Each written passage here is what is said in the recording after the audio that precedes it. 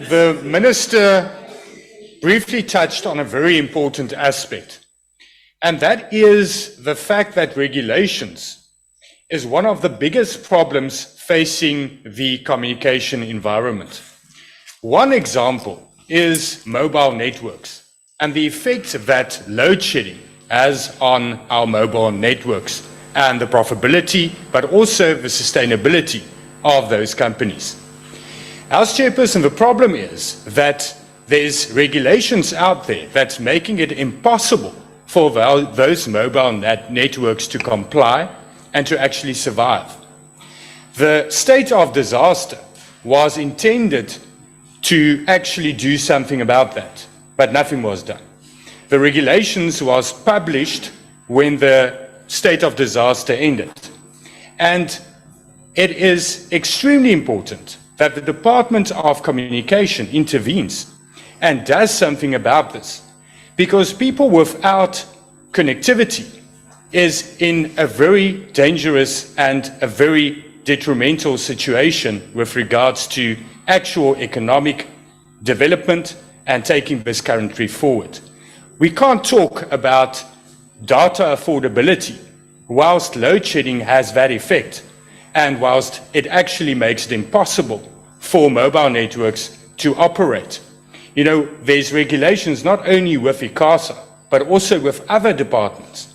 The Competition Act makes it impossible for networks to share generators on one site. That's something that can be addressed to make it more affordable whilst we're facing the crisis of load shedding. Chairperson, then when we get to the post office, the Minister says that he acknowledges the problems and the challenges, and we welcome that. But he does say that people can still expect to receive their post and their parcels, and that they will be, and they are still able to renew their motor vehicle licenses. But that's not true, Chairperson. That's not true at all. Because currently, the probability of receiving a parcel is less than 60%. 92 branches are already recently closed. 105 post office branches are currently locked out because of arrears to and unpaid bills, arrears to the landlords and unpaid municipal bills. The amount of arrears to landlords currently stand at more than 340 million rand. A bailout of 2.4 billion rand does not address the problems that are actually facing the post office. Only 1,122 post office branches are currently functional.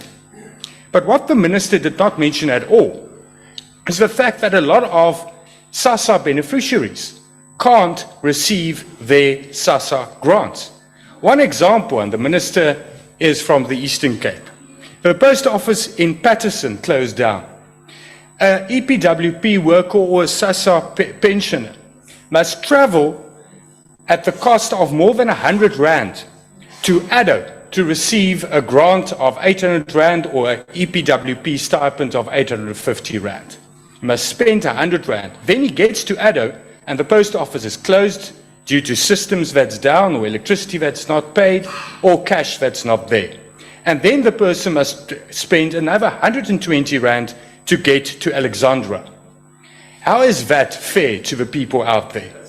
The Honourable Chairperson of the committee says that the criticism of the opposition is just empty rhetoric.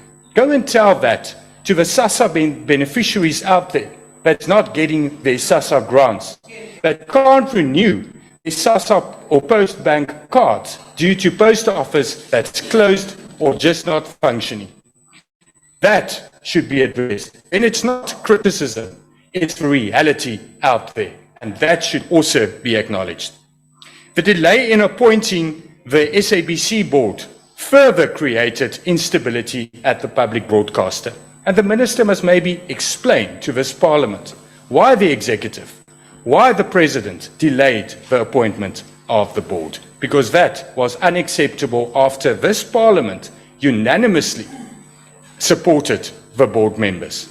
It was delayed due to political reasons and was completely unacceptable. And that's the problem with communication and the entities of communication, and that should be addressed, I think.